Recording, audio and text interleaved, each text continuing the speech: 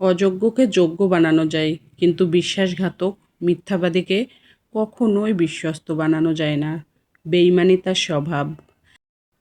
যারা মিথ্যা কথা বলে তারা কিন্তু যে কোনো সত্যকে অনায়াসে মিথ্যা আর মিথ্যাকে সত্য বানায় ফেলে। এদের সঙ্গে কখনোই আপনি পেরে উঠবেন না। এরা দুনিয়ার জীবনকেই সব কিছু মনে করে। আখিরাত বলে কিছু আছে, পরকাল বলে কিছু আছে, এগুলো তারা মনেই করে না। কখনো যে শাস্তি পেতে হবে এরকম কোনো কিছুই তারা ভাবে না। তো আল্লাহ তাআলা আমাদের সবাইকে হেফাজত করুক। আমরা যে কোনো মিথ্যা অন্যায় থেকে যেন সবসময় নিজেদেরকে দূরে রাখতে পারি। আসসালামু আলাইকুম। শাহেরাজ ব্লগ ইউটিউব চ্যানেল থেকে আমি শাহেরা নতুন আরেকটি ব্লগে আপনাদের সবাইকে স্বাগত জানাচ্ছি। কাছে দূরে যে যেখান থেকে আজকে আমার ভিডিওটি দেখছেন, আশা করি আল্লাহ পাকের অশেষ রহমতে ভালো আছেন। আলহামদুলিল্লাহ, আমরাও ভালো আছি। সকালের নাস্তা শেষ করে আমি কিন্তু এখন আমার বিছানাটা গুছাই নিচ্ছি। আমার বেডরুমটা গুছিয়ে নেব। এখন কিন্তু শীত অনেকটাই কমে গেছে। তারপরেও কিন্তু কম্বল ওঠানো হয়নি। এখন যেহেতু পৌষ মাস চলছে, তো আপাতত পৌষ মাসে কিছুদিন যাবার পরেই ভাবছি যে কম্বল উঠিয়ে ফেলবো। কম্বল গায়ে দেওয়ার মতো কিন্তু এখন আর ওইভাবে শীত নাই। তারপরেও কিন্তু কম্বলটা এখনও উঠানো হয়নি।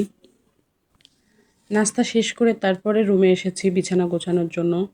ওর বাবার আজকে একটু তাড়া ছিল, তাড়াতাড়ি অফিসে বের হয়েছে।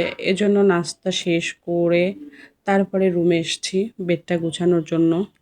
তাছাড়া নর্মালি দেখা যায় যদি বিছানা ফাঁকা হয়ে যায়, কেউ ঘুমিয়ে থাকে বিছানায়, তখন কিন্তু বিছানাটা তাড়াতাড়ি তুলে ফেলি। মেয়ের স্কুলে প্রতিযোগিতা চলছে, বার্ষিক ক্রীড়া প্রতিযোগিতা, তো এই জন্য কিন্তু স্কুল ওইভাবে যাচ্ছে না। আমার মেয়ে ডিবেট প্রতিযোগিতায় নাম দিয়েছে। তো নর্মালি যেদিনও ডিবেট প্রতিযোগিতা আছে সেই দিন যাবে। এর বাইরে অন্যান্য দিন স্কুলে যেতে চায় না, যেহেতু মর্নিং শিফটে সকাল সকাল উঠতেও চায় না। তো আমি আমার রুমের বিছানা গুছিয়ে কিন্তু ড্রেসিং টেবিলের উপরে রাখা লোশন, অলিভ অয়েল, ভ্যাসলিন এগুলো সব পরিষ্কার করে নিয়ে ড্রেসিং টেবিলের উপরেরটাও পরিষ্কার করে নিয়েছি। এরপরে আবার জিনিসগুলো সুন্দর করে সাজিয়ে রেখেছি। নর্মালি আমি লোশন ইউজ করি। অলিভ অয়েলটা আমার হাজব্যান্ড ইউজ করে।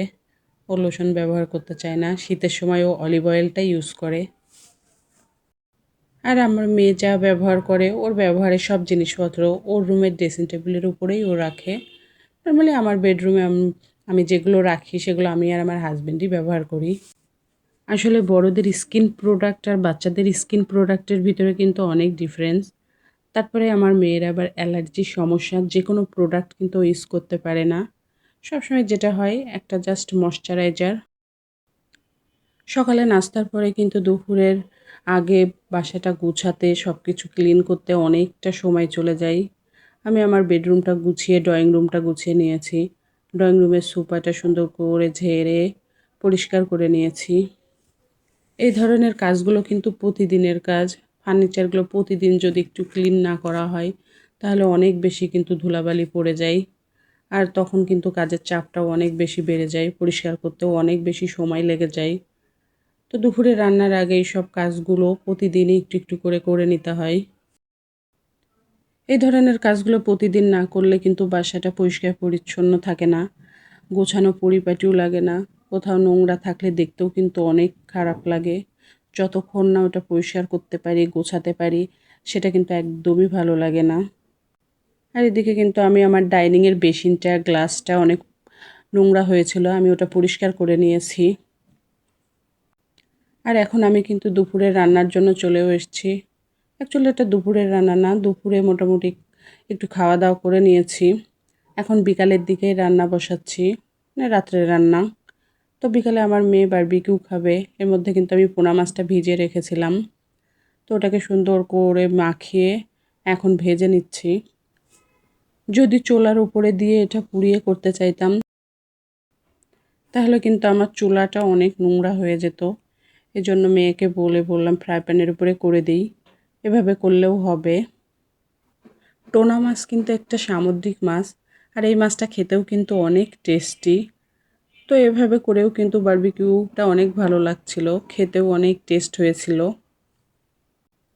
সন্তানদের তো আসলে এক একদিন এক একটা বায়না, আর এখন তো ইউটিউব হয়ে আরও সুবিধা হয়েছে। প্রতিনিয়ত ইউটিউবে দেখে দেখে রেসিপি দেখে দেখে বলে আম্মু এটা করে দাও, আম্মু ওটা করে দাও। এতে করে একটা সুবিধাও হইছে, অনেক কিছু জানতে পারে, শিখতে পারে। আবার নিজেও অনেক কিছু যেটা করতে চায় না দেখা যাচ্ছে মেয়ের জন্য করা লাগে। দুনিয়ার সব কিছুর বিনিময়ে আসলে বাবা-মারা সন্তানের মুখের হাসি দেখতে চায়। তাদের ইচ্ছাগুলো, চাহিদাগুলো পূরণ করতে চাই। তো আজকে আমি কিন্তু রাত্রের জন্য বড়কলি ভাজি করব আর একটা সবজি রান্না করে নেব। আসলে প্রতিদিনই কিন্তু এটা একটা টেনশনের বিষয় থাকে আমাদের যে সকালের নাস্তায়, দুপুরে, রাত্রে কি রান্না করব। যদি আমি আমার হাসব্যান্ডকে জিজ্ঞেস করি যে আজকে কি রান্না করব, কি খাবে? ও তো বলবে তোমার যা ভালো লাগে, যা মন চায় সেটাই রান্না করো, সেটাই সে খাবে। তবে হ্যাঁ, যেদিন দেখা যাচ্ছে একেবারেই ডিসিশন নিতে পারছি না আজকে কি রান্না করব, তখন কিন্তু সে আমাকে হেল্প করে দেয়। বিভিন্ন ধরনের মেনু বলে দেয়। তো তখন কিন্তু আমার অনেকটাই হেল্প হয়ে যায়। এই তো আমার ব্রোকলি কাটাটা কিন্তু শেষ হয়ে গিয়েছে। আর আমি ব্রোকলির ভিতরে একটু আলু, গাজর দিয়েছি। তো তেলের উপরে একটু পেঁয়াজ, রসুন দিয়ে আমি কিন্তু ব্রোকলিটা বসিয়ে দিয়েছি। আর এর সঙ্গে তো কাঁচামরিচ, লবণ, হলুদ এগুলো দিয়েই দিয়েছি। আমার ভিডিওটা যারা দেখা শুরু করেছেন, একটা লাইক দিয়ে পুরো ভিডিওটা কন্টিনিউ করবেন। আর চাইলে সাবস্ক্রাইবও করে রাখতে পারেন। আর এখন আমি কিন্তু আমার মেয়ের বিকালের দুধটাও গরম করে নিচ্ছি। প্রতিদিনই আসলে মাছ মাংস খেতে ভালো লাগে না, মাঝে মধ্যে শুধু সবজিই রান্না করি। আর নর্মালি শীতের সবজি খেতে কিন্তু অনেক ভালো লাগে। আর আমার বাসায় তো সবজি অনেক রান্না হয়, ব্রোকলি, ফুলকপি, সিম। এখন শীতের যেসব সবজিগুলো সব সবজি খেতেই কিন্তু অনেক ভালো লাগে।